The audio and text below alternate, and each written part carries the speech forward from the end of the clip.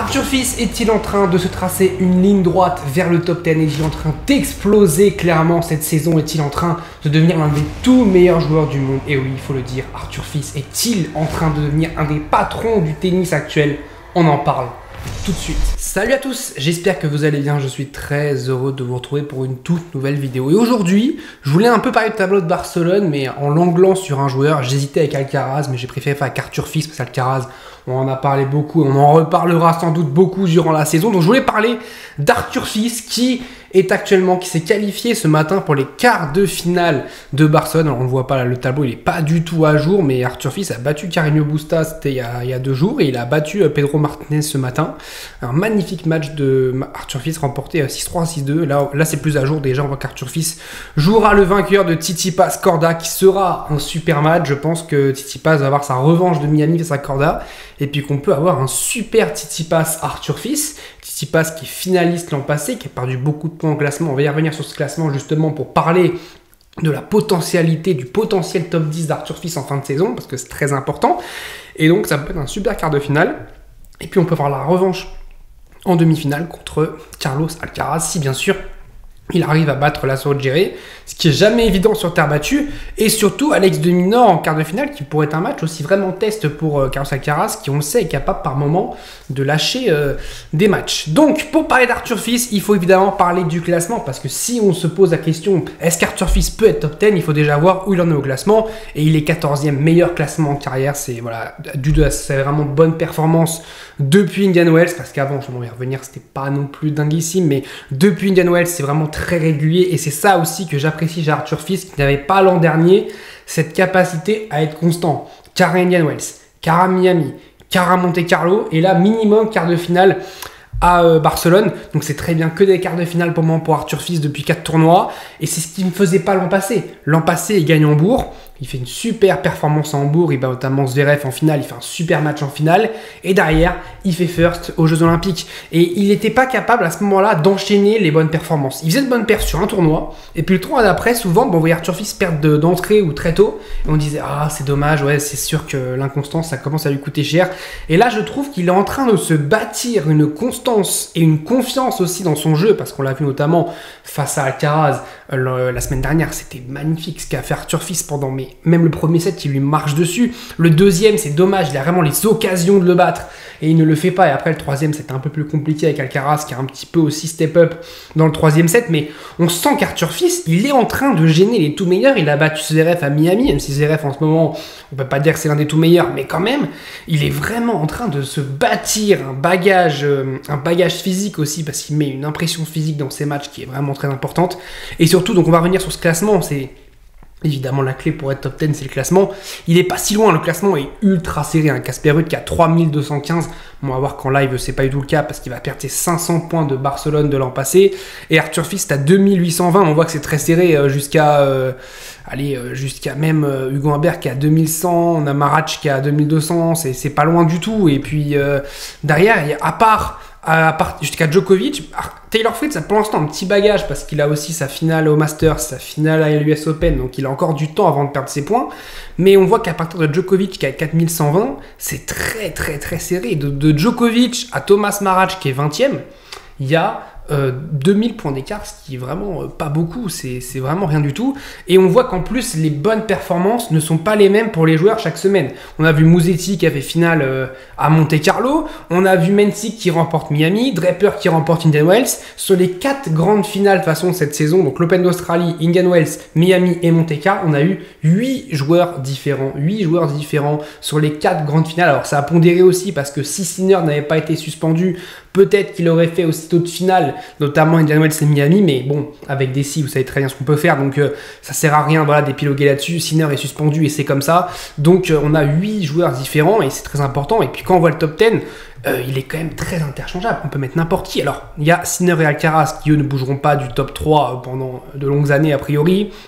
Zverev reste quand même un joueur qui est référence top 10, hein, évidemment, même si là il est en train de perdre des points et tout, mais ça reste quand même un joueur qui, s'il quitte au top 10, c'est vraiment une sensation.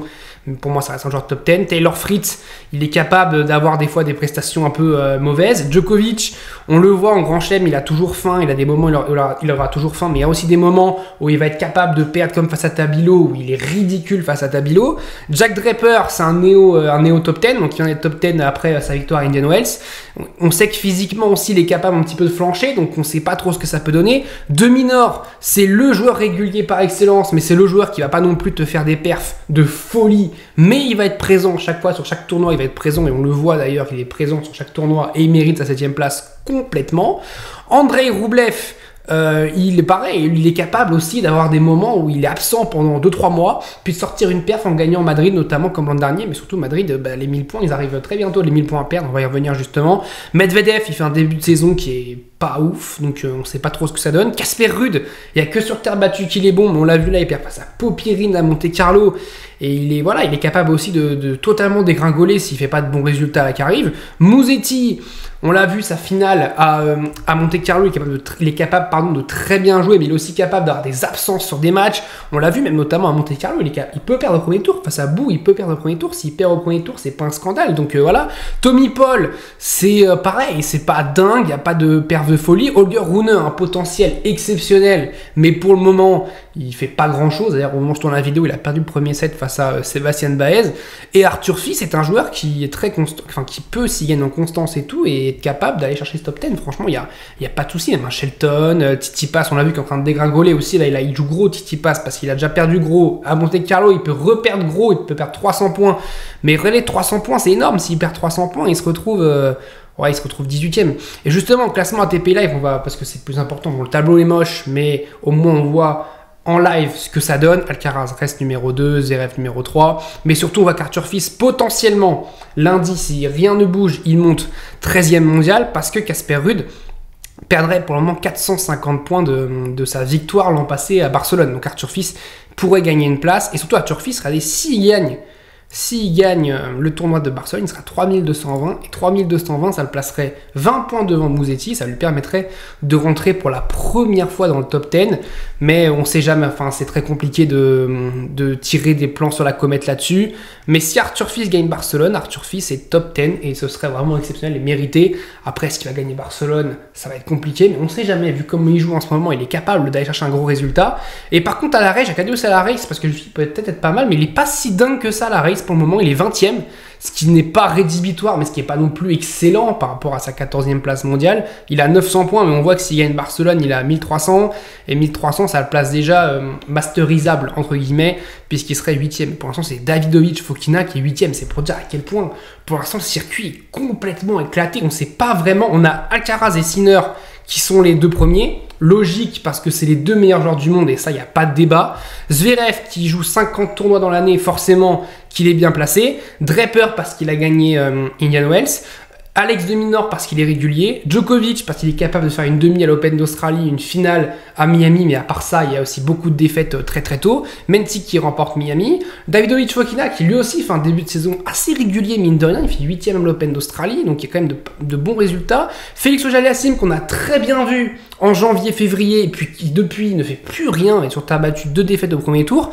Ben Shelton qui fait sa demi à l'Open d'Australie, et après il n'y a plus grand chose. Tsitsipas qui remporte Dubaï et après il n'y a plus grand chose. Donc on voit que c'est des joueurs, Holger Rune qui est finale aussi Indian Wells, ce sont des joueurs souvent, quand je parle là de tous ces joueurs, il y a souvent une perf. Il y a une perf et à part ça il n'y a pas grand chose. Quand on regarde vraiment, ça montre à quel point le circuit est éclaté. Le circuit, enfin quand je dis éclaté, c'est pas nul, c'est éclaté dans le sens où n'importe qui peut sortir une perf et une prestation intéressante. Et Arthur Fils, quand on le voit, il est régulier. Bon là, il n'y a pas encore les perfs à Barcelone, mais ce qu'il fait à Monte Carlo, c'est très bien, parce que face à Grigspor, il perd le premier set alors qu'il doit le gagner. Je crois qu'il a 4 balles de 7, il perd le set, et derrière, il lui met 6-4, 6-2, c'est très bien. Il explose Koboli, qui venait de remporter la semaine passée un tournoi. Il explose Andrei Rublev en 1 heure, en à peine 1 heure 1, il lui met 6-2, 6-3, alors que Rublev était un ancien vainqueur de Monte Carlo. Et face à Alcaraz, comme j'ai dit, il est au-dessus, il peut le chercher, c'est dommage. Voilà, je le redis, c'est dommage. Et puis pareil, Miami,